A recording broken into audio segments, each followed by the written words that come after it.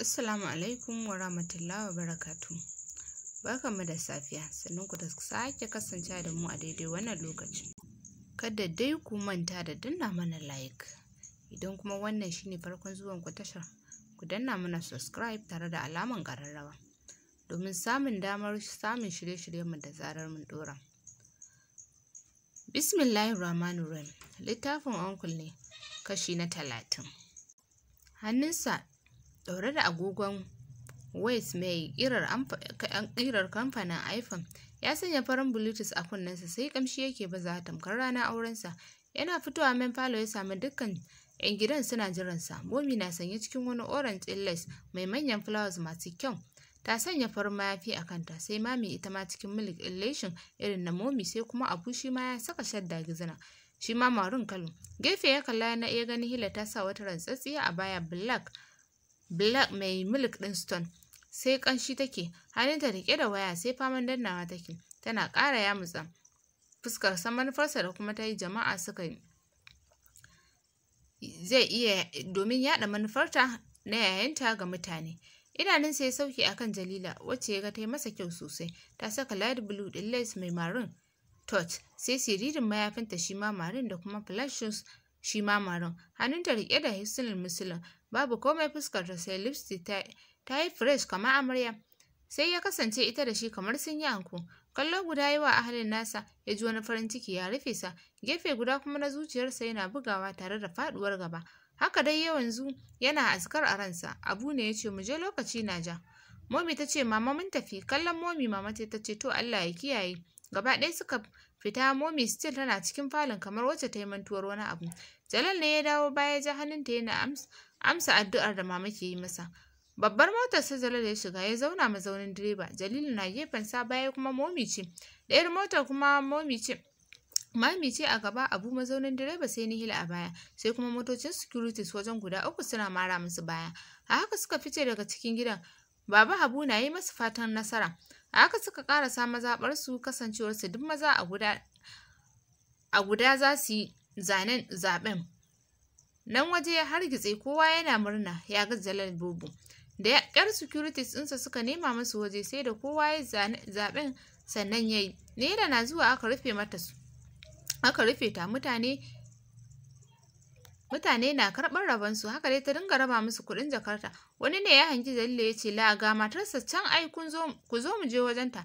Tana tsaye sai raba idanun take domin bata saba ganin haka ba. Ta ji an ce Hajiya muna muku fatan nasara, Allah ya taimaki mijinki, insha Allah sai ya haye.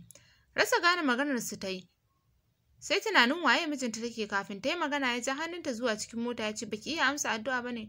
Turo baki ta yi, bata ce komai ba. A haka suka shiga mota suka nufi hanyar gida. Cikin nutsuwa yake direba yana kallon Momi ta madubin motar da ta zaba tagumi.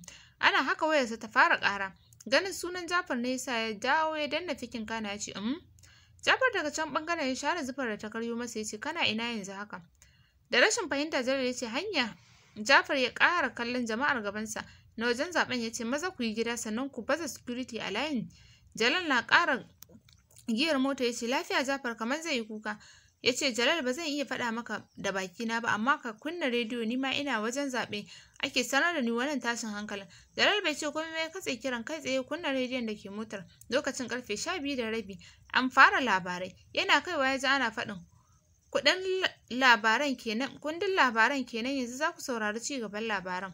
A yanzu ne muka samu cikakken labari daga bakin wani mutum wanda ya buƙaci a ɓoye sunansa, inda yake faɗin muna ta murna za mu samu shugaba adali kuma mai asali. Ashe shi ma tumin dare ne, domin bincike ya tabbatar mana uban gwamnan Muhammad Jalal Kabir Bobo ba shi da asali, kawai ya yi diramikiya a garin namu na Ibadan. Abu marar daɗi ƙara tabbatar mana shi kansa Muhammad Jalal Kabir Bobo ba a san inda mahaifiyarsa take ba. A takaice ma an ce mahaukaciya ce ta haife sa. Bai ƙarasa jin labarin ba ya kashe rediyon, lokaci guda kuma jikinsa ya fara rawa. A zafafe ya juya ya kalli Momi wacce take baya a zaune, ya ganta idanunta sun firfito waje.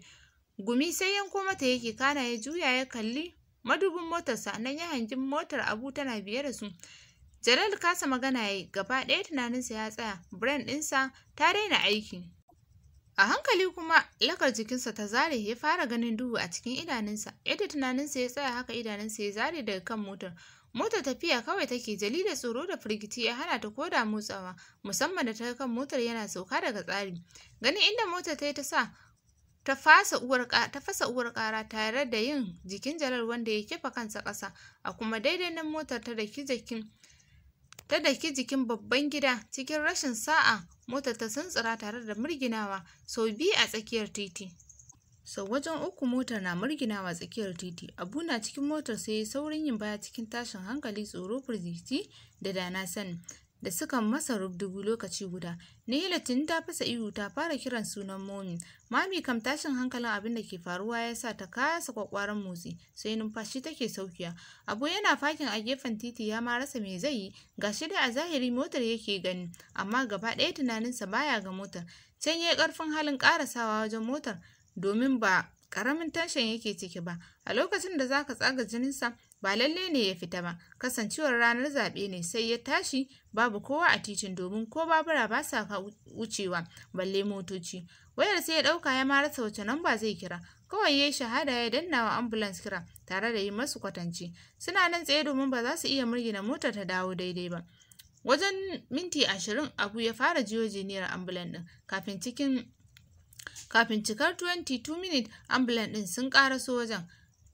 Da su da Abu aka haɗu waje guda aka tayar da motar. Da sauri Abu ya nufi sayar ɗin Jalal yana zuwa ta wajen glass ɗin da ya fashe ya zura hannunsa tare da buɗe murfin motar. Zuciyarsa sai ta bada sauti da ƙarfi dam saboda ganin Jalal da ya zaune akan kujera ya kifa kansa akan motar.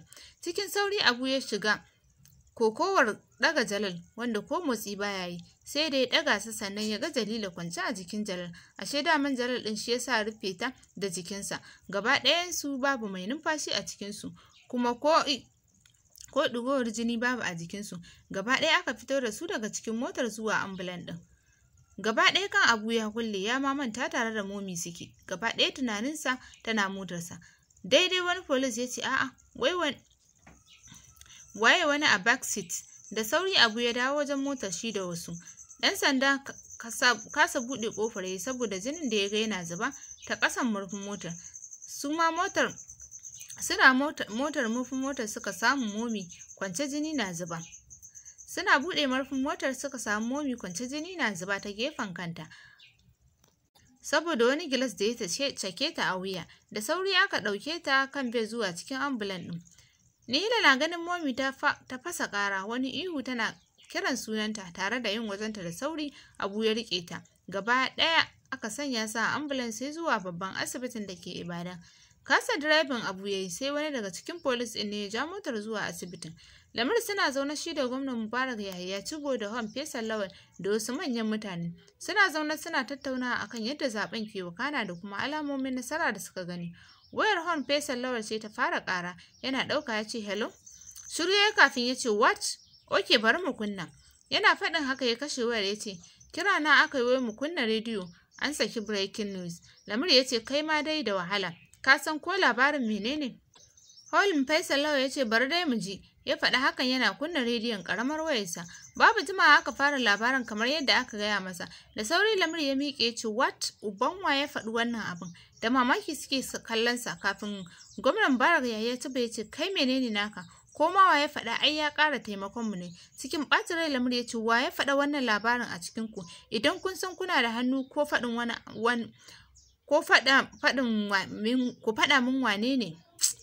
Ku ya ƙuri da tainin ciwon layi a kalmomin shi yasa ba na ganewa sosai.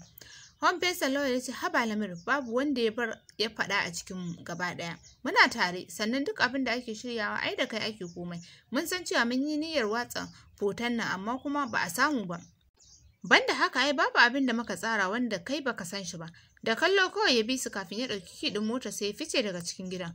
Mama kam tana zaune ita ɗaya sai mai aiki Laure wacce ta ce ta zo ta zauna wajenta kafin masu gidan su dawo. Tana dai zaune amma mintuna kaɗan za ta miƙe ta leƙa windo ko sun shigo. Ɓangaren Aryam ba wai haka nan ya nufi zuwa wajen zaɓen ba. Tun da safe ya tashi da kasala da faɗuwar gaba. Yanzu ma yana kwance saman bed sai juyi yake kamar wanda bai da lafiya. Imran, Ifar da Jafar duk suna waje guda wajen zaɓe. Ga dai alamomin nasara suna gani amma fuskokinsu gaba ɗaya babu walwala. Gudanar da aikin zaɓen suke babu kuzari a tare da su. Ambulan ɗin na fakin harabar asibitin. Nurses suka karɓe su wajen garin mara lafiya gaba ɗaya aka yi da su. Nihila da Mami banda kuka babu abin da suke. Abu kuwa yana